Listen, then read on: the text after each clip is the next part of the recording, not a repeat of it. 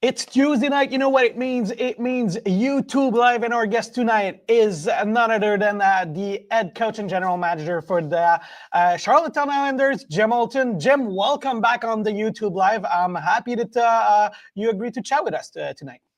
Well, thank you very much. My pleasure. It's always fun to chat.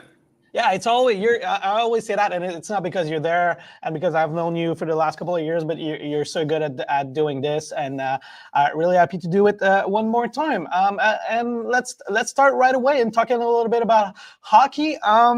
What's your evaluation of your team so far? Because we're pretty much getting into crunch time now. You guys are getting prepared for the playoffs. I'm sure the season is coming to an end. How do you evaluate the season of the Islanders so far?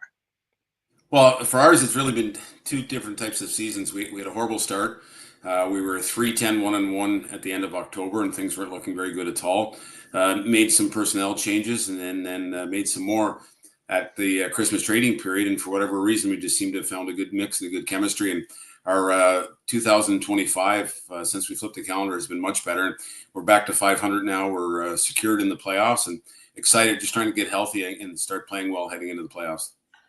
If you guys are watching live, have questions for Jim Hulton, just put it in the comments, and we'll be more than happy to wait for your question to the coach. And I'm sure you have a lot of questions for a coach that also coach in the NHL. If you didn't know that, maybe we'll talk about this a little bit later. But we're mainly going to talk about the Charlottetown Islanders. That's funny you talk about the beginning of the season. That was a little bit rough because I was talking to a player actually last week. Won't name the player, but it's actually a pretty good player in this league. I'll say that he's a top 10 scorer in this league. So yet, and he was saying, I'm not sure I want to play the Charlottetown Islanders in the playoff because it's a feisty, hard team to play against. And like I said, it's a really, really good player. And I said, well, it sounds like a Jim Hulton team. So I guess it's still the motto for you guys, a hard team to play against.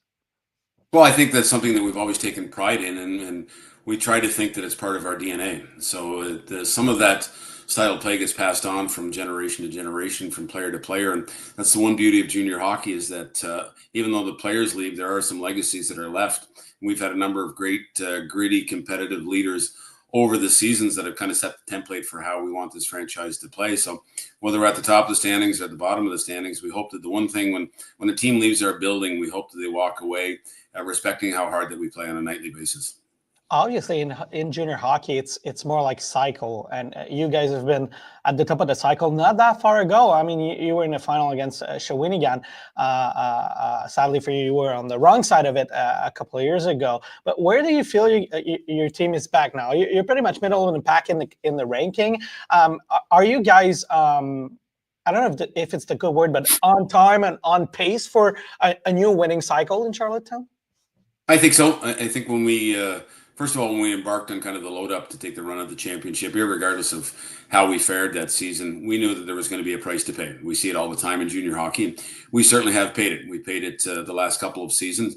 We didn't have a lot of draft picks in the bank, and it's hard to kind of rejig and retool your lineup without those draft picks, but we seem to have weathered that storm. We thought coming into the season we could be a middle of the pack team that would obviously push for the playoffs and hopefully push for home ice. We're going to fall short of home ice, but we like where we are. A lot of our 18-year-old players have really matured and blossomed here, and particularly in the second half. And I think that will be the key moving forward. Well, those 18-year-olds, when they turn into 19-year-olds, have the ability to be elite dominant players, and that's what it takes to be a contender in this league. So we think that we have weathered the storm of the rebuild and that we're ready to blossom the next couple of seasons. Is it hard as a coach? I mean, you have both job, right? So you're the coach and the general manager. How do you prepare the place where you have to coach a team that is going into a cycle and still trying to win, and thinking about rebuilding a team? Like how does it work? Like how do you mix both of them? Well, it's very difficult and it's very challenging. When you get used to winning, it's something that you really enjoy. It becomes contagious, and it's something that you want to do every year. Yet the managerial side of the job tells you that's probably not possible, and you can run into some problems if you always try to be competitive without properly reloading. So I think the key for me with both roles is to make sure that I'm surrounded with a lot of good people and that we challenge each other. It's not just about me wearing two hats. I've got Guy Girard, who's on the bench with me as associate coach, assistant general manager. Trevor Burt is a big part of our management team. We have a hockey committee amongst our ownership group, and we challenge each other in a lot of different ideas. And I think we always joke that the big picture for the coach is next week. The big picture for the general manager is, 1 year, 3 years, 5 years down. So we're always kind of looking at all perspectives of it. But I think the key is to have good people around you that are confident enough to challenge a lot of opinions and make sure that a lot of ideas are on the table before final decisions are made. Is it hard? I mean, when you have to trade a player, because you're basically day to day with those guys, and even though if you're a coach, like I'm pretty sure you kind of develop a relationship with those guys because you're behind the bench giving the tap in the back. So when you have to trade a player, I mean, how hard is it? Does it make it harder, I guess?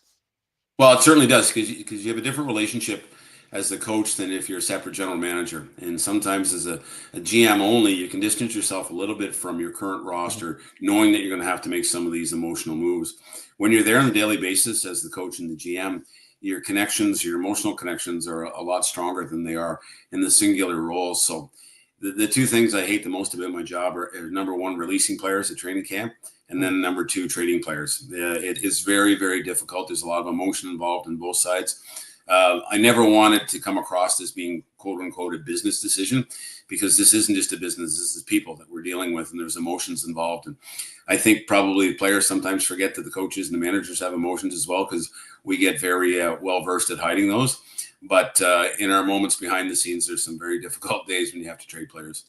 So even after all these years, you still find it hard to cut a player or trade a player? Because, I mean, you've played the game, you've been coaching for so long. You've coached at the IS level, even the NHL. You've coached in the OHL, and you've been with us for so long also. So even after all these years, it still makes you, I don't know if cringe is a good word, but it makes you feel something when you cut a player?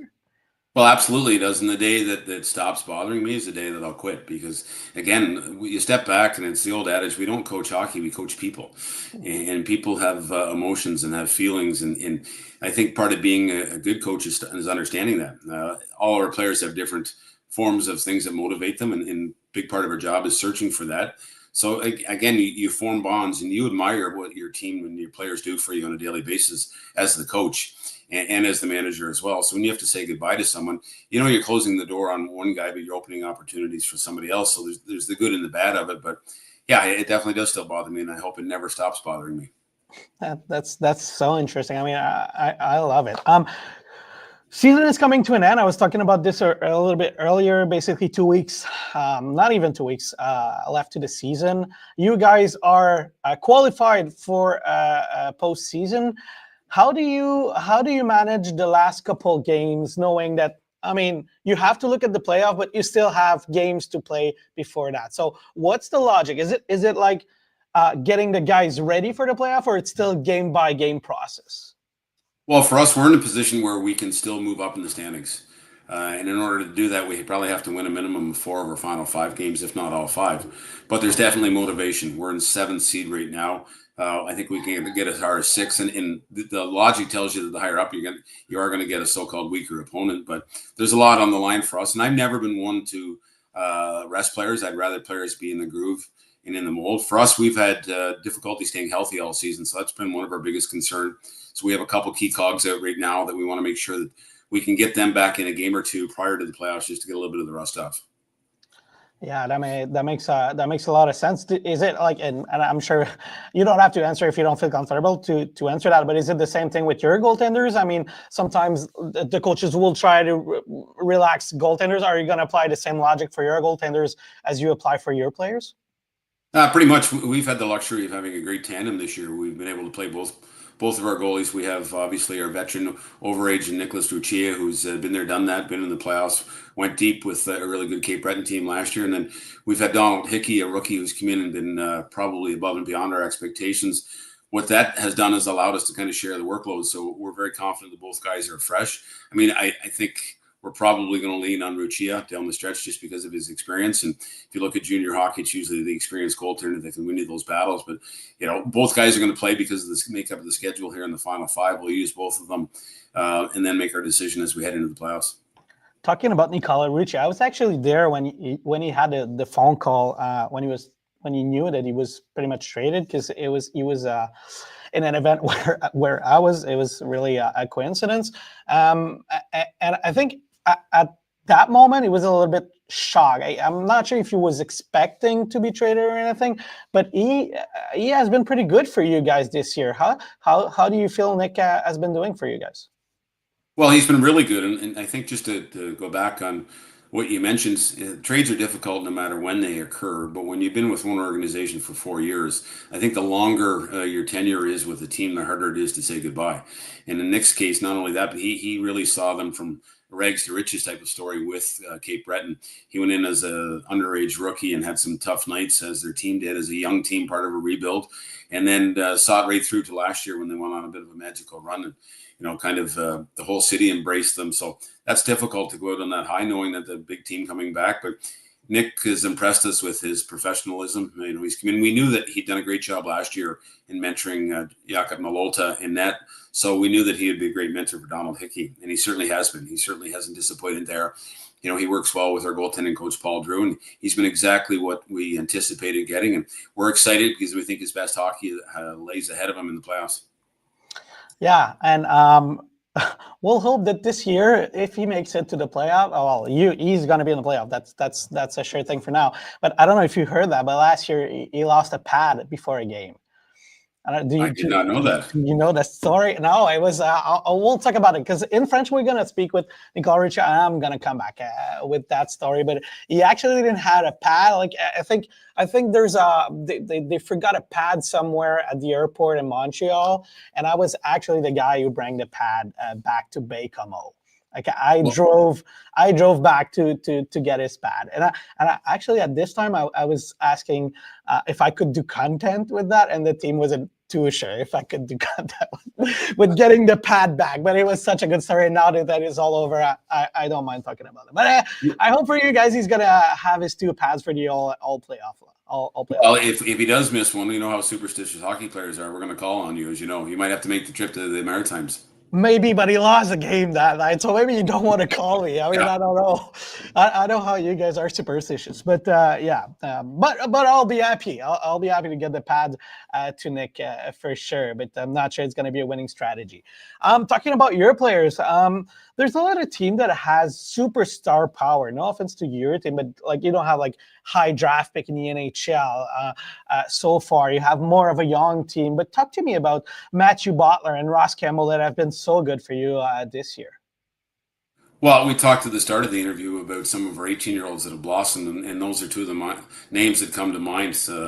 Have been our offensive leaders, in particular in the second half, but really all season. And they've kind of followed the trajectory that you hope, but not all players end up meeting all the expectations. But both Matt and Ross, in different ways, have been terrific offensive leaders for us. Matt's a playmaker. Ross has kind of taken on the 200-foot role. He's a real feisty, hard-nosed competitor. And they've formed a really good duo, and we've been able to match them with different wingers and come with a lot of chemistry. And I think our power play is a big part of our second half push here. Those are the 2 main cogs.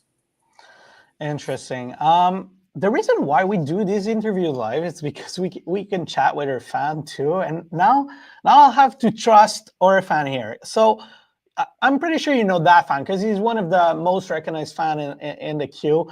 Brent DeBorn is pretty much in all of our YouTube live. And you go, Wolf Banks is the best Charlottetown Islanders bus driver. He's actually the bus driver. Is his name Wolf Banks? That's 100% correct. Well, shout out to Wolf Banks then. We don't usually talk about bus driver, but shout out to the guy. And that's funny because it reminds me how those guys are important because people see our players on the ice, but they forget how hard the schedule is for them. And maybe for you in the Maritimes, it's even harder, I guess, because everything is so far away all the time. Maybe talk to me about how is it hard for you guys to travel all the time and study and play hockey at such a high level? Well, it's a great choice, and the gentleman that sent this, I believe, is our good friend Brent out of Moncton, who's not just the best fan in the QMJHL, but I would say he's the best fan in the entire Canadian Hockey League. He's a great fan to all of us. We know he lives and bleeds with the Moose, or rather the Wildcats, but he is there for us all the time. And he brings up a great point. The bus drivers are kind of the unsung heroes, and Wolf is more than just a bus driver. We consider him an extension of our coaching staff. He gets to know the players on a personal level. He's got a great sense of humor. This weekend's a perfect case in point, and we drive through a blizzard to get to Rimouski, to get snowed in, to miss a game, and he doesn't bat an eyelash. You feel safe, you feel confident when he's behind the wheel, and I think for parents, for players, for staff, that's the most reassuring thing as well. And the fact that he's a great human being and supports us to the nth degree is just an added bonus. Yeah, well, that's great. We could make a shout out to an unsung hero like that. I mean, yeah, those guys are pretty important. Maybe I should talk a little bit more about those unsung heroes in every part of the team that we have. I want to talk a little bit about you, Jem, because you've been at the highest level as an assistant coach, if I'm not mistaken. You've been CHL Coach of the Year a couple of years ago. What are the main goal for you in the next couple of years? Is the NHL still a goal for you? Like, do you love it in Charlottetown, and you could be the rest of your life in Charlottetown? What are the Jim Hulton's main goals for the next couple of years? Well, the answer to both questions is probably yes. I mean, I think as a competitor, and I'll explain what I mean by that. I think when you're in a competitive business, your nature is to look to climb the ladder. As I've gotten older, I've also appreciated the fact to enjoy, the old expression, live where your boots are planted, and it means stay in the moment. We try to tell our players to stay in the moment. And the moment for me has been 10 years in Charlottetown, and it's been nothing short of terrific on a personal and professional level. So to think of ending my career staying in Charlottetown much longer is a welcoming sight, as is the opportunity perhaps to move up the ranks in pro. So I sound like a politician, probably answering yes to both your questions, but that is the honest answer. Yeah, but I believe you, and I mean, I think no one would refuse a job in the NHL or IS level and stuff. But I know in junior, and I'll say that for speaking about a lot of coaches, like there's a lot of you guys that are as well treated as pro. I mean, there's a lot of coaches that I know that refuse places in the AHL, for instance, because they like their situation better. And I don't know if it's your case, but I'm sure you've had some offers from here and there coming from the pros, and I'm sure at some point you decided to stay in junior because you guys are maybe just as well as you could be in the pro. Well, exactly. You talk to different coaches that have made the move and maybe had some regrets, and I think everybody's situation is different. We all have different family situations, different off-ice situations, different motivations and goals. And for me, I'm very fortunate to be part of a great organization. We're very supported in our community, not only by a great ownership group, but a loyal fan base. The Maritimes is a wonderful place to raise a family, so it's not just about the coach; it's also about the family behind the scenes, and again, feeling comfortable and still challenged. And I think that's the one thing here. We've been able to be a competitive team on the ice. And I think that's the other thing as a coach is you want to make sure that you're in a situation, an organization that will allow you to do what it takes to compete for a championship. It doesn't mean you're going to win every year, but you have the ability to compete and take a run at those championships. And so far we've been able to do that. And I certainly can foresee that in our future as well.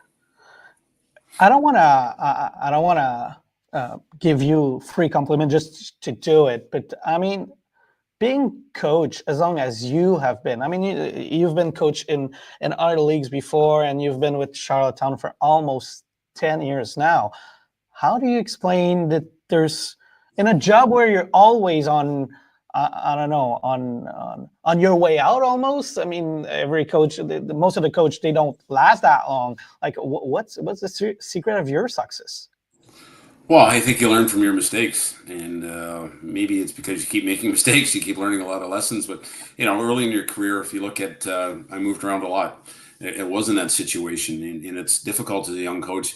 It's difficult. You have to have a really, really supportive family behind you to encourage you to keep going and have the ability to pull up stakes and move. I think a lot of people forget that every time a coach gets fired or moves on somewhere, that requires packing up a house, moving, selling a house, buying a house. In a lot of cases, a lot more to it than just a job. So number one, you have to have a lot of support around you. And then I think we always ask our players to be resilient and face adversity and learn from adversity. And so we have to do the same thing as coaches. And I think any coach that stayed with any bit of longevity has had to battle adversity at different points in their career, probably questioned themselves and questioned, not unlike players, we lose our confidence along the way as well. We have some years we're really confident. So I think it's been a nature of those things is kind of a combination of it all. And it culminates when you get into a good organization, you know what you have is good and you look to stay. And I think that's been the case here in Charlottetown.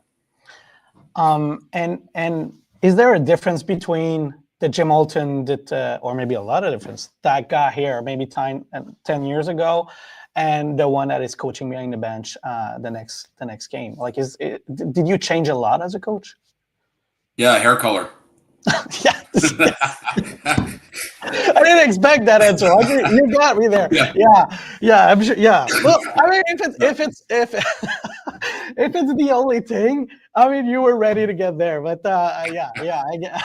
No, in all seriousness, a lot more than the hair color there. The hair color maybe just as an indicator of the calendar's moving. No, yeah, a big change. I've been coaching for well over 20 years, and I almost cringe to look back. I often joke about I should call those guys I coached 20-some years ago and apologize, and come a long ways in terms of, I think the one thing is coaches, you have to, it's the old expression, evolve or die. And I think that's the case here. You have to continue to learn, and you have to continue to figure out how each different generation learns, how their sources of motivation. I think we're a lot more aware of off-ice issues now than we were 10, 15, 20 years ago. I think we spend a lot more time on personal relationships. I think I talked this off the hop about understanding that we coach people first and foremost. That probably wasn't always the case. As a young coach, I think you want to prove yourself sometimes. X's and O's. You want to be the best technical coach. I think you want to be a bit of a hard ass sometimes, because a lot of times, the truth be known, is because your self-confidence isn't there as a young coach, and you're striving, you're trying to cover up for it. And I think as you get older, you get a little bit more confident in who you are as a person, and in particular, more confident as a coach. You've coached, talking about developing relationship with players, you've coached some of the players, a lot of players actually, that went pro in the last couple of years. Some have made it to the NHL. Alexandrov is one that comes to my mind. You have those Trudeau and then Simoneau that play for the Laval Rocket, and they're doing actually pretty good. Do you keep relationship with those players? Like, do you exchange texts? Do you phone those guys that are pro? Or do they still reach out to you maybe for advice or something? Well, I think as years go by, you try to you appreciate each other probably even more than when you had them. And we've always had, we've tried to keep an alumni association together here. And I'm not a big phone guy, but we do text a lot with the different guys, whether it be at Christmas, different times. Try to leave them alone during their hockey season because we know how hectic it is for them. But, it's a real sense of pride for us to be able to follow those players on. And it's not just our players that have gone on pro either. We had a great conversation with two of our former players that are now playing at St. Mary's University a couple of weeks ago. And that's equally as gratifying to see the, you come in as 16, 17-year-old boys and to see them at 24 and 25 years old, becoming men, getting married, starting families, having successful careers. That's really gratifying. That's a big part, I think, why a lot of us stay in junior, is to be able to see those relationships evolve over the years. Does it help? When your team lose that you think of those good memories and those players that they got their career going or their life going? Not even maybe in hockey. Like, does it help when you lose and you think about that and you say, okay, on the big picture, maybe we did something right? Well, it certainly does, because you're here about. It's not just about winning championships. If that was the case, a lot of us wouldn't still be here, because, as we know, there's only one team that wins each year in each league. So there's 60-some junior teams. Only 3 win a league championship. Only 1 wins a Memorial Cup. So a lot of us that are chasing it, but I think we understand that we're here a lot more about developing people and developing young men, and a lot of the attributes that are going to allow them to be successful, whether it be in their family life, their professional life. And this league is such a great opportunity for kids to not only come here, but get their foot into a great education system. We've done a great job with emphasizing education. That leads to a lot of open doors in the future. The CIS has been a great partnership now with these new rules, and perhaps the opportunity to go to NCAA. This is just great for the young men that are involved in our game. And we hope that they've learned a lot of things about teamwork, about hard work, about dedication, commitment. These are all things that win hockey games would also lead you to a lot of success in a lot of different ways in life. Jim, I could talk to you for an hour again. Like I'm so privileged I could speak hockey with, talk about hockey with people that know a lot more about hockey than I do. I have one last question for you, and maybe it's more of a fan question. Like at her level, players are getting drafted and scouting and stuff, and we're talking about scouting, looking at players, but how often do NHL teams or scout reach out to you to have your honest opinion on a player? And is it hard for you to give an honest opinion to a scout or an NHL team? Well, the first part of the question is a lot. I think it's a really interactive business, and we have to remember we see all the dollar figures of the contracts the NHL players are signing now. So it's $1 billion business. It's a big industry. So every one of these kids, and again, we never want to start talking about them as widgets and assets and part of a business plan, but they are in one sense. When you're getting drafted in the NHL, and they only have 7 picks, in some cases 3 or 4 picks, they have to do a ton of homework and diligence to make sure that they're getting good people. It's no different than what we do at our draft. You want to make sure that you get good people with good values. So a lot of that is interacting with the scouts, a lot of them asking questions. And for me, I don't believe in not telling the truth. So if somebody asks the right question, we're going to provide an honest answer. And I think that's how you build credibility. We expect that and get that from a lot of the midget coaches in the respective leagues that we draft. So we offer the same thing to the NHL scouts. Well, that's really interesting, and I'm glad you could answer that question honestly. Jim, thank you so much for doing this. I mean, like I said before, I could talk hockey with you all the time. It's always a pleasure to cross path with you in an arena, and wish you all the best for the remainder of the season, and maybe see you in the playoff also, maybe. Well, thank you, my friend. You do a great job with this, and I look forward to connecting not too distant future at a rink, I'm sure.